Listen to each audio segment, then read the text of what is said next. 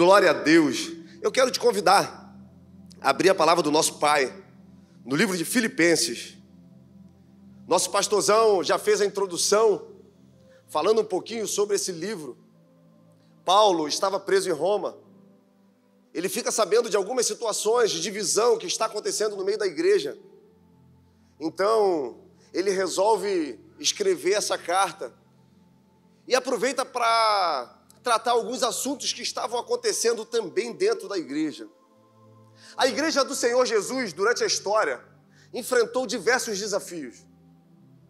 A igreja foi perseguida. A igreja, ela tentou ser descaracterizada. A igreja, ela foi motivo de escárnio. Tentaram, por diversas vezes, fazer com que essa mensagem ela não fosse propagada. Rasgaram, queimaram, tentaram amaldiçoar, mas nada foi capaz de conter aquilo que Deus queria fazer na história. Nada foi capaz de conter o poder do Evangelho. Nada foi capaz de conter o amor avassalador de Deus pela humanidade caída. Só que, mesmo diante de tantos desafios, existia e existe um inimigo que ele, de alguma forma, conseguiu se infiltrar dentro da igreja. E esse inimigo, ele se infiltrou na igreja de Filipenses. Então, Paulo aproveitou para falar também do que estava acontecendo. Porque, irmãos, nós enfrentamos diversos desafios. Nós passamos por muitas situações e sempre fomos vencedores em Deus. Mas tudo isso só é possível porque a verdade dos céus, ela foi explicitada através dessa palavra. E esse inimigo são os falsos profetas. Esse inimigo são homens que, de alguma forma, tentaram pegar o que está escrito nesse livro e tornar aceitável ao homem. Esses homens tentavam tirar Cristo do centro do Evangelho e colocar as práticas humanas como se o sacrifício de Jesus não fosse suficiente para que houvesse salvação. Nesse tempo, no tempo da igreja de Filipe, os judaizantes se infiltraram dentro da igreja. Judaizantes são homens que em determinado momento até aceitaram o Evangelho.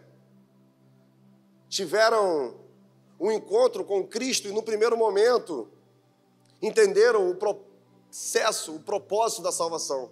Só que, à medida que o tempo foi passando, eles começaram a descaracterizar a morte e a ressurreição de Jesus como sendo suficiente. E eles tentam, então, agora fazer com que o povo cristão, eles também obedecessem algumas leis. Eles tentavam fazer com que as leis mosaicas, eles tentavam, de alguma forma, pregar que não bastava apenas ter um encontro com Jesus para ser salvo. Era necessário também continuar o processo de circuncisão. Era necessário continuar obedecendo às leis no que diz respeito à alimentação. Não comer carne de porco, não tocar em nada impuro. Era necessário continuar respeitando as festas tradicionais. E eles iam além. Eles tentavam, de alguma forma, manchar o ministério do apóstolo Paulo. Eles questionavam, como pode alguém ser enviado da parte de Deus e sofrer tanto? Como pode alguém passar por tantas situações difíceis e mesmo assim ser escolhido por Deus? É como se aquilo que fosse chancelar a minha vida em Deus fosse os bons momentos, as conquistas que eu fosse vivendo à medida que eu fosse experimentando Ele. Mas, irmãos, os caminhos do Senhor são no meio da tempestade da tormenta. Ninguém vive só de vitória. Ninguém vive só de sucesso. Eu lembro que há um tempo atrás, eu estava em uma reunião com os pastores, com alguns pastores de diversos lugares, E um pastor veio e falou com o Lemos, e depois ele veio e falou comigo, ele falou assim, só vitória? Eu olhei para ele e falei, não. Muitas derrotas. Muitas perdas. Só que mesmo assim a gente prossegue. Mesmo assim a gente continua. Porque no evangelho do reino de Deus, algumas vezes nós vamos ter que perder. O próprio Jesus vai dizer para nós que aquele que quiser encontrar a vida tem que perder. E aquele que perder a vida vai encontrar. O reino de Deus é extraordinariamente incrível, porque é um reino invertido. Não é um reino que segue um padrão, uma lógica natural. O fraco é o que é forte. O triste é o que é feliz. O poder de Deus se aperfeiçoa, são nas nossas fraquezas. E mesmo assim nós insistimos em ser forte o tempo todo. E eles falavam, olha, não tem como Paulo ser um apóstolo de Cristo. Afinal, ele não viu Jesus. Ele não teve um encontro, ele não aprendeu com o próprio Jesus. Como ele pode se autodenominar discípulo? Como ele vem querer dizer que tudo que ele aprendeu foi revelado por Cristo se ele não esteve com Cristo? Paulo, então, diante disso tudo, escreve o capítulo 3 do livro de Filipenses, onde ele diz assim, olha, capítulo 3, a partir do versículo 2, cuidado com os cães, cuidado com esses homens que tentam de todas as formas desviar vocês daquilo que vocês aprenderam. Cuidado com os falsos mestres. Cuidado com os enganadores. Cuidado, irmãos, nós precisamos ter muito cuidado nesse tempo. Nós precisamos ter discernimento para entender se a mensagem que nós estamos recebendo é uma mensagem de Deus para as nossas vidas, ou é uma mensagem que nasceu no coração de uma pessoa que não tem compromisso nenhum com Deus, ou é uma mensagem que não segue um caminho que foi pré-estipulado pelo próprio Jesus Cristo. Esses, Paulo chama de cães.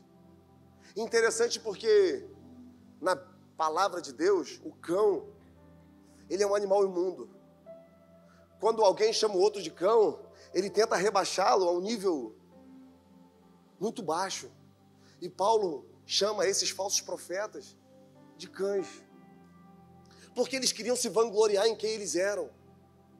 Eles queriam pegar aquilo que eles faziam e encontrar o mérito para a salvação, como se nós tivéssemos méritos para nós sermos salvos, como se aquilo que nós fazemos vai nos tornar pessoas boas, e a partir daí Deus vai olhar para nós e nós seremos salvos.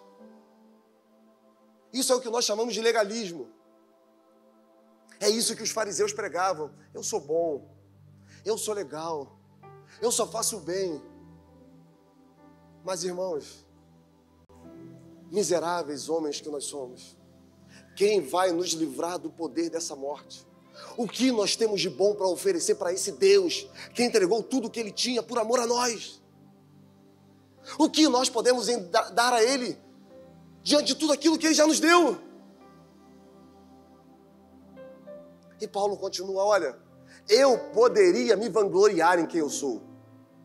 Eu poderia me vangloriar, afinal, eu fui circuncisado no 8º dia. A circuncisão foi uma aliança que Deus fez com Abraão para o povo judeu. E no 8º dia, todo menino que nascesse deveria ser circuncidado. Deveria ter aquela pelezinha do pênis cortada. Era um sinal de uma aliança que foi feita com Deus. Mas Paulo vai dizer, olha, a nossa aliança não é da circuncisão. A nossa aliança é do coração. A nossa aliança, ela nasce a partir de um novo nascimento em Deus. A nossa aliança é superior, porque ela foi nos entregue por Jesus Cristo. O que Paulo está tentando mostrar, olha, nós não precisamos mais nos mutilar. Nós não precisamos mais sofrer para que de alguma forma a gente encontre mérito na salvação. Nós não precisamos lembrar da antiga aliança que foi feita com Abraão, porque existe uma aliança superior, e essa aliança, ela foi feita através do sangue de Jesus Cristo. E é por isso que nessa noite nós estamos aqui, e daqui a pouco viveremos um momento de ceia, onde vamos trazer à memória aquilo que foi feito em favor das nossas vidas, porque quando nós não tínhamos nada para oferecer, quando nós andávamos como pecadores, errantes, imundos, é nesse momento que Deus entrega o seu único filho. Ele entrega aquilo que ele tem de maior valor. Talvez por alguém bom, alguém poderia até morrer, mas Deus prova o seu amor para conosco, entregando Jesus quando nós não tínhamos nada para oferecer a Ele. Essa aliança, ela abre um caminho, ela abre uma porta que nos dá acesso a Deus novamente. E Paulo continua, olha, eu poderia me vangloriar realmente. Eu sou hebreu dos hebreus, eu sou de uma linhagem pura. Meu pai é judeu, minha mãe também, ela é judia. Eu poderia me vangloriar porque o meu sangue é puro. Esses que falam de mim, os judaizantes, uma grande parte deles foram gentios que aceitaram Cristo e se tornaram cristãos. Eles não eram de uma linhagem pura de Israel, mas Paulo era. Então ele diz, olha, eu poderia me vangloriar em quem eu sou. Eu poderia me vangloriar porque eu sou da tribo de Benjamim. Eu tenho linhagem, eu tenho história, eu tenho descendente. Eu poderia me vangloriar nisso tudo. Eu poderia me vangloriar porque eu fui um estudioso da lei. Eu fui um praticante da lei. Eu fui um fariseu. Os fariseus foi uma classe religiosa que nasceu no período intertestamental. E eles buscavam de todas as formas cumprir as leis judaicas. Naquele momento, por influência grega, através de algumas conquistas de Alexandre o Grande, estava acontecendo o helenismo, uma adaptação da cultura, da filosofia grega ao culto do Senhor. Então os fariseus, nesse primeiro momento, eles surgem para manter o culto, as tradições puras. Só que em determinado momento eles começam a se perder, porque eles começam a acreditar que aquilo que eles faziam tornava eles melhores. Eles começam a olhar agora para as pessoas, não com um olhar de amor, não com um olhar de misericórdia. Eles olham, tornando as pessoas desprezíveis e eles aceitáveis. E Paulo era um fariseu. Ele sabia tudo do Antigo Testamento. Ele sabia tudo das leis. Ele foi um perseguidor. Ele foi alguém que maltratou muito os cristãos. Se você pegar em Atos, no capítulo 7, você vai ver um homem chamado Estevão diante do Sinédrio. Estevão era um jovem que era cheio do Espírito Santo de Deus. A palavra vai dizer que os mestres da lei não conseguiam discutir com Estevão, tamanha a sua sabedoria. Então eles resolvem pagar algumas pessoas para dar falso testemunho de Estevão. E eles afirmavam que Estevão estava blasfemando contra o templo, contra as leis de Moisés. Estevão é julgado. Ele faz um discurso maravilhoso. E depois ele é sentenciado à morte. E a palavra vai dizer que ele é levado para fora da cidade, ele é apedrejado. Pegam aquela roupa suja de sangue de Estevão e levam aos pés de um homem chamado Saulo.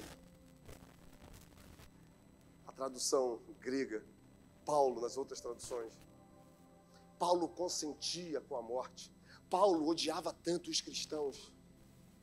Mesmo sendo homem com tanta sabedoria, estudou aos pés de Gamaliel, era um homem letrado de uma família poderosa, importante, rica.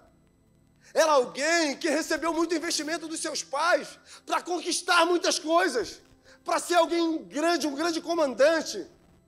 Aprendeu a fazer tendas, quem sabe para se tornar um grande empresário.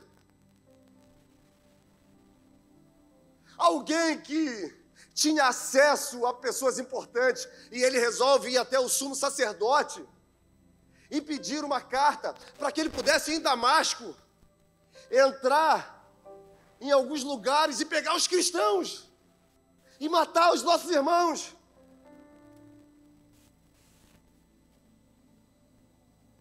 Só que, no caminho de Damasco, esse homem poderoso, esse homem importante, esse homem tão inteligente, ele tem um encontro com uma pessoa. E, irmãos, um encontro com Jesus muda tudo.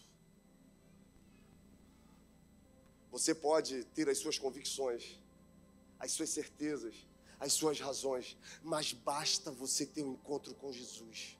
Basta você olhá-lo. Basta ele resolver te atravessar.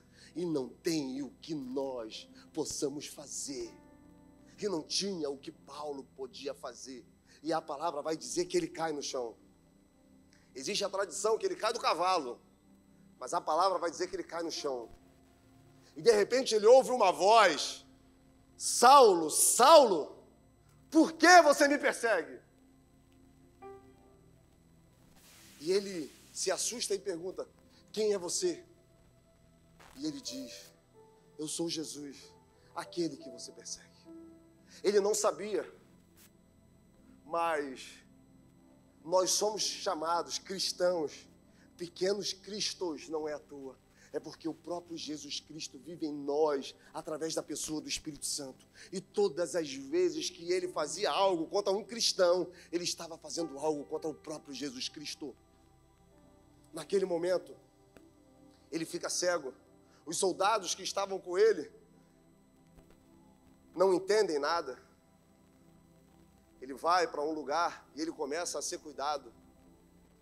Ele fica 3 dias de jejum. Algumas correntes teológicas vão afirmar que ele fica nesse período de jejum, orando, e ali ele tem um encontro com Jesus de uma forma muito mais profunda, porque o próprio Jesus ministra diretamente a ele. Até que a palavra vai dizer que Jesus manda Ananias ir lá onde Paulo estava, ora por ele, a sua visão é restaurada. Um homem poderoso. E ele diz, olha, eu poderia me vangloriar nisso que eu sou. Eu poderia me vangloriar nisso que eu sou. Perseguidor da igreja. Eu era justo, irrepreensível. Eu conquistei muitas coisas. Tudo isso para mim era lucro. Mas hoje, tudo que eu conquistei, tudo que eu fui, eu considero perda. Quando eu tive a revelação sobre quem é Jesus Cristo, tudo aquilo que eu conquistei perdeu o valor. Eu poderia, igual a eles, me vangloriar, mas não.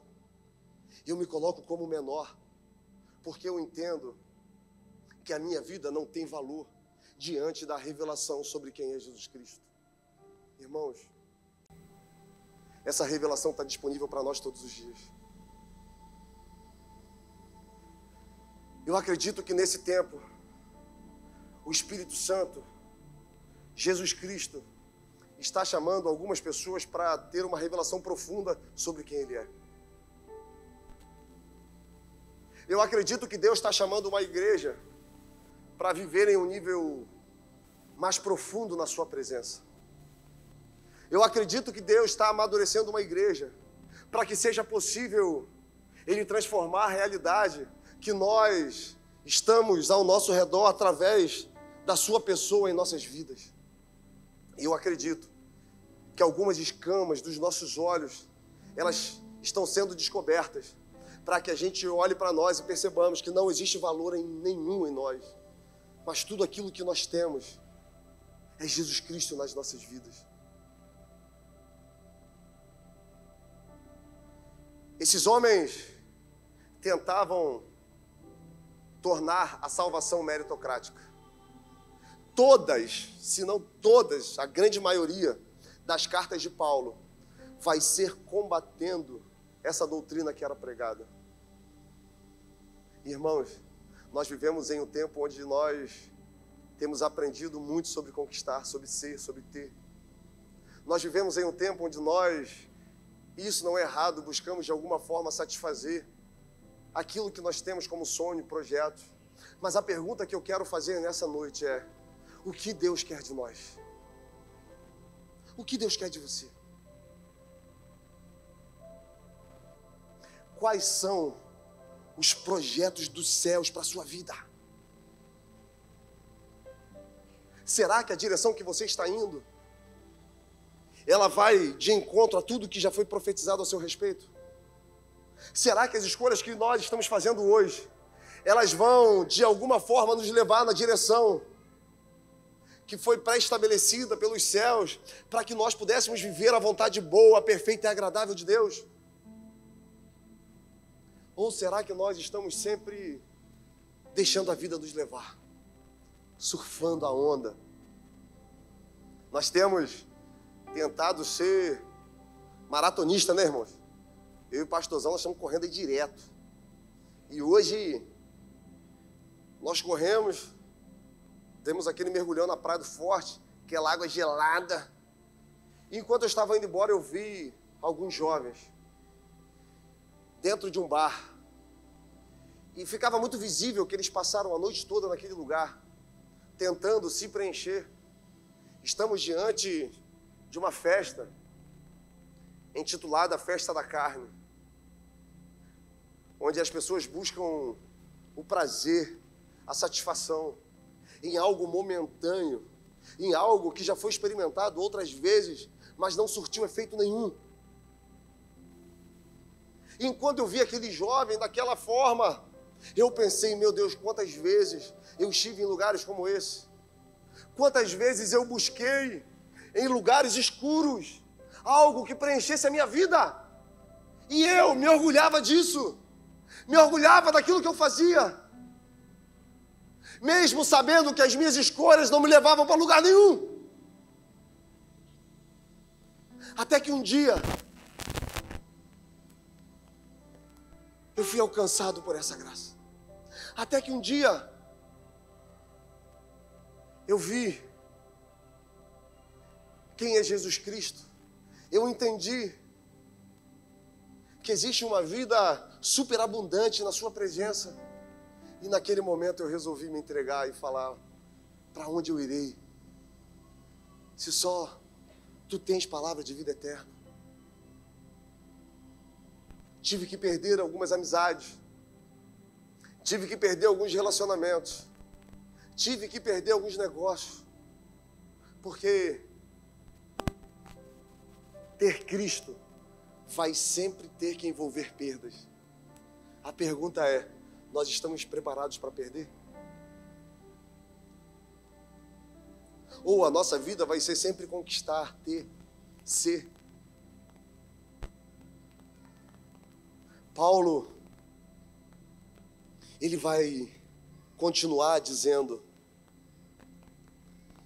tudo que para mim era lucro, hoje eu considero como perda, por causa de Cristo. Mais do que isso, considero tudo como perda diante da revelação, comparado à grandeza do conhecimento de Jesus Cristo, meu Senhor, por quem eu perdi todas as coisas, e considero tudo como esterco para poder ganhar a Cristo. Cara, sabe o que ele está afirmando para nós? Tudo que eu vivi, tudo que eu conquistei, todos esses títulos que eu poderia me vangloriar, eu considero como nada. Como nada. O reino de Deus, em uma certa fala de Jesus, ele vai dizer que o reino de Deus é comparado a um homem que estava procurando um grande tesouro, quando de repente ele encontra no campo um tesouro de riquíssimo valor. Ele pega aquele tesouro, ele esconde, ele vai, vende tudo que ele tem e compra aquele campo. O que Jesus está ilustrando para nós é que aquele homem descobriu algo tão valioso, tão poderoso, que tudo aquilo que ele era até aquele momento, todas as suas conquistas, se tornaram nada diante daquilo que foi encontrado. Irmãos, o grande problema do nosso tempo é que nós enraizamos muito. É que nós temos parado de olhar para aquilo que é eterno e temos olhado muito para aquilo que é passageiro. Existe algo muito valioso que foi entregue na mão da igreja. Nós estamos morrendo, buscando coisas que nunca vão conseguir nos suprir. E aquilo que vai nos suprir está disponível. E nós temos deixado de nos deleitar na beleza de Jesus Cristo, na sua santidade. Porque hoje nós podemos olhar para Ele face a face, não mais através de um véu, com os olhos desvendados. Nós podemos contemplar a Tua glória e experimentar quem Ele é todos os dias das nossas vidas e nos tornar o mensageiro dessa verdade. O que eu quero te dizer nessa noite é que existe muita expectativa nos céus a seu respeito. O que eu quero conversar com você nessa noite é que a criação está clamando, esperando a manifestação dos filhos de Deus, e nós estamos distraídos, esquecendo que aquilo que nós temos é poderoso e é valioso demais. Paulo entendeu. Por isso, ele resolveu abrir mão de tudo aquilo que ele era. E muitas vezes nós temos dificuldades, porque nós somos igual aquele jovem rico. Irmãos, se existe alguém na palavra de Deus que perdeu uma rica oportunidade, esse alguém foi aquele jovem rico. Mateus 19. A palavra vai dizer que Jesus estava ensinando quando de repente chega um jovem. Esse jovem chama no primeiro momento Jesus de bom mestre. Jesus já vira para ele e fala: olha, por que você me chama de bom? Bom é somente o meu Pai. Bom é aquele que me enviou. E aí, o jovem continua: o que eu posso fazer para herdar a vida eterna? O que eu posso fazer para, de alguma forma, viver eternamente contigo? Jesus vira e fala assim: olha, obedeça os mandamentos. Ele fala: não, eu obedeço todos os mandamentos, eu guardo todos os mandamentos. Jesus: beleza, então me segue. Mas antes, pega tudo que você tem, distribui aos pobres e me... Hoje nós poderíamos falar de uma entrega de um jovem que resolveu abrir mão de tudo para seguir Jesus. Quem sabe ele seria o 13º discípulo. Mesmo Jesus tendo outros 70, quem sabe ele seria um desses que nós pregamos regularmente a partir de um momento de entrega. Uma entrega a Deus pode mudar a nossa vida por inteiro. Quando nós nos entregamos verdadeiramente, nós podemos mudar o destino da nossa família, o destino dos nossos filhos. Quando nós mudamos o foco da nossa vida e canalizamos a nossa força também para aquilo que Jesus deseja que a gente faça, para aquilo que Ele deseja que a gente seja, a nossa vida, ela muda profundamente. Há um tempo atrás eu estava vendo um artigo que trazia um dado muito curioso, que falava assim: quando uma mãe, ela resolve trilhar os caminhos do Senhor, quando uma mãe resolve ir para a igreja, a possibilidade dos seus filhos irem é cerca de 30% a 40%. Quando um pai resolve trilhar os caminhos de Deus, a possibilidade da sua esposa e dos seus filhos irem é de quase 87%. Perceba o que uma entrega a Jesus pode reverberar dentro da nossa casa. O que uma entrega a Jesus pode fazer com a nossa vida, com o nosso ciclo social. Paulo, ele outrora um perseguidor, agora ele se torna um dos maiores evangelistas que já pisou na terra, se não o maior. Nós não podemos comparar Jesus com ninguém, porque ele é acima de todos. Mas humano, Paulo foi o maior evangelista que pisou nessa terra. E por pregar esse amor, por viver essa verdade, ele começou a sofrer também perseguição. Ele começou a sofrer traição.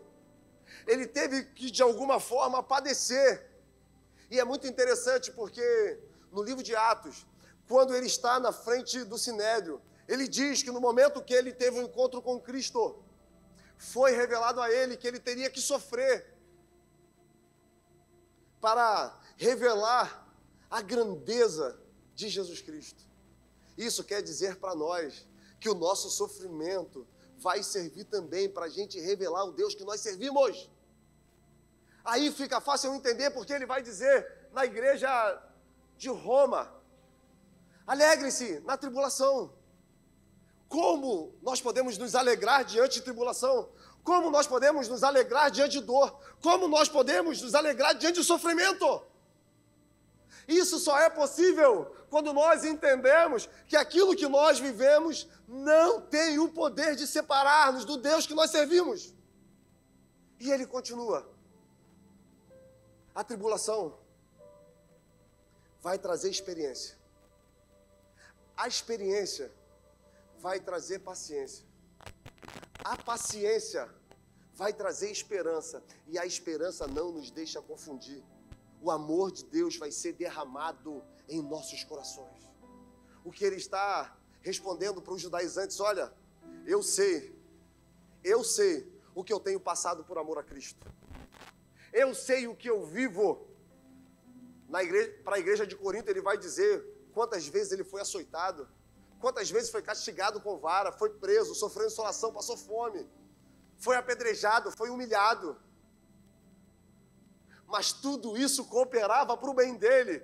Tudo isso cooperava para o propósito que Deus tinha para a vida dele.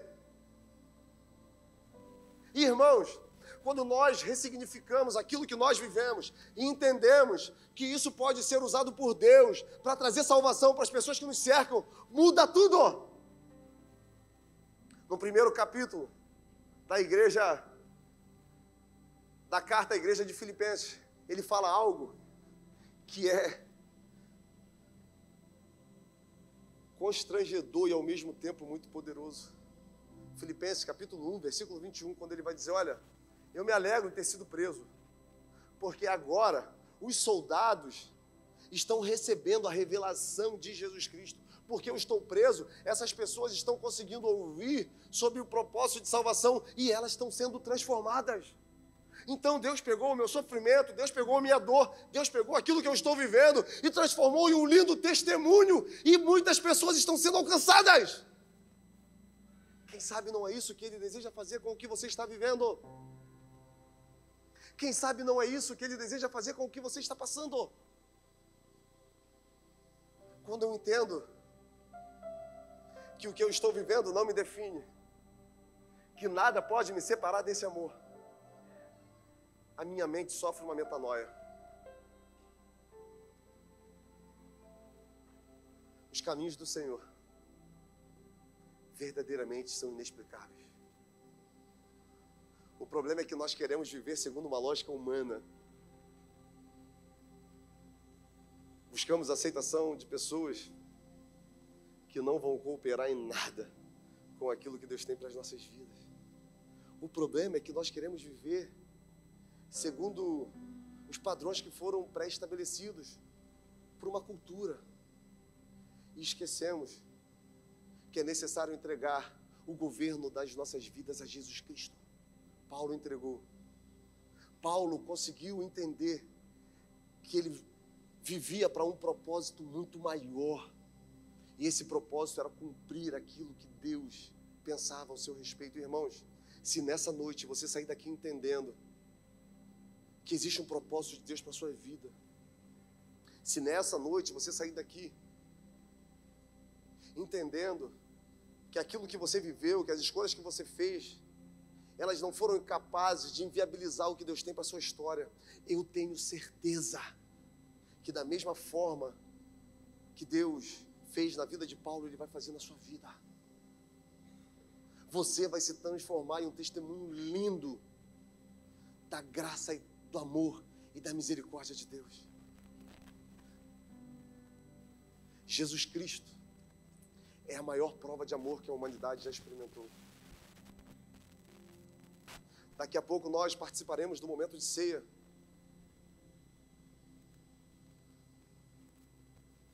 Foi pago alto preço para que nós pudéssemos estar aqui nessa noite. Paulo entendeu o preço que foi pago pela vida dele. E eu te pergunto nessa noite, você entendeu o que foi feito por sua vida? Você entendeu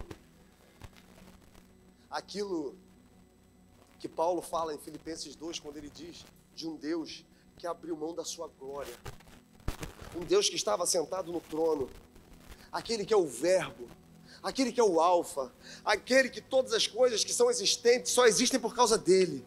Esse Deus resolveu voluntariamente abrir mão desse lugar e vir à terra semelhante a um homem, se tornar um servo, ser humilhado, ser maltratado, mas ele foi obediente até a morte, e a morte de cruz. O castigo que nos traz a paz estava sobre ele, sobre as suas feridas nós fomos sarados. Esse sangue derramado dá a possibilidade de nós vivermos uma nova vida, escrevermos uma nova história, sermos tudo aquilo que Deus tem para nós. E eu tenho certeza, irmãos, que todos, cada um de nós que estamos aqui nessa noite, nós sabemos aquilo que Deus quer que a gente seja. Eu tenho certeza que se você olhar para a sua história, existem vários apontamentos dos céus de pessoas que Deus usou para falar aquilo que você seria, aquilo que você pode ser e aquilo que você vai ser, se você sofrer realmente uma metanoia na sua vida. E eu queria te convidar a ficar de pé. Eu queria te convidar a fechar os seus olhos. Eu não sei quais são as vozes que você tem ouvido. Eu não sei o que você tem vivido. Mas uma coisa eu tenho bem certa no meu coração. Assim como Paulo, esse amor vai brilhar nessa noite para a sua vida. Então, feche seus olhos. E eu queria te convidar a fazer uma oração. Você vai escolher pelo que orar, é você e seu pai. Feche seus olhos, curva sua cabeça e converse com seu pai. Paulo vai continuar. Não que eu já tenha alcançado, ou que eu seja perfeito, mas eu prossigo para alcançar aquilo que fui alcançado por Jesus Cristo. Irmãos, eu não julgo que eu tenha alcançado, mas uma coisa eu faço, esquecendo das coisas que para trás ficaram, eu sigo adiante, avançando para aquelas que estão diante de mim. Eu prossigo para o alvo, para o prêmio da soberana vocação de Jesus Cristo. Eu não sei o que tem te movido. Eu não sei quais sonhos você está correndo atrás desesperadamente. Eu não sei em que você está investindo a sua vida. Uma coisa é certa: um dia todos nós estaremos diante dele. Um dia as nossas mãos estarão erguidas e ele vai perguntar o que nós temos nela. Mas pastor, você está falando que é errado eu correr atrás dos meus sonhos. Você está errado. Você está falando que é errado eu correr atrás dos meus projetos. Não é isso. Mas é errado você investir a sua vida só correndo atrás daquilo que te faz bem, daquilo que te dá prazer. Se torna errado você colocar as coisas dessa terra na frente das coisas que são eternas. Porque pode ser que em um piscar de olhos nós não estejamos mais aqui. E tudo aquilo que nós conquistamos, tudo aquilo que nós construímos vai se perder. Mas uma coisa ficará viva eternamente: Um tesouro que a ferrugem, que a traça não corrói. Um tesouro que está além da compreensão e dos olhos humanos. Um tesouro que é eterno. O tempo que nós vivemos hoje é apenas uma vírgula na história. No máximo 80, 90 anos. Mas existe uma eternidade. A eternidade não começa quando a gente morre, quando nós somos enterrados. A eternidade já começou. A partir do momento que nós tivemos o encontro com Jesus, Ele vive aqui conosco. Um dia nós estaremos com Ele, mas até lá, Ele estará com a gente. Então, diante disso, antes de nós participarmos do momento de ceia, eu queria te convidar mais uma vez a fechar os seus olhos. Quem sabe nesse momento seja um momento de você fazer uma oração de arrependimento, pedindo perdão a Deus, porque você tem andado distraído, vacilante. Quem sabe, nesse momento, você precisa reconsiderar algumas coisas dentro de você. Ou, de repente, ajustar o seu foco. É você e Deus. Uma coisa eu tenho por certo: nada pode te separar do amor de Deus. Nem altura, nem profundidade, nem o presente, nem o porvir, nem principado, nem potestade. Mas o pecado cria uma ruptura. E a iniquidade, isso sim pode nos separar. Então, agora é o seu momento com o seu Pai. É o momento de você se examinar e fazer uma oração direta com Ele.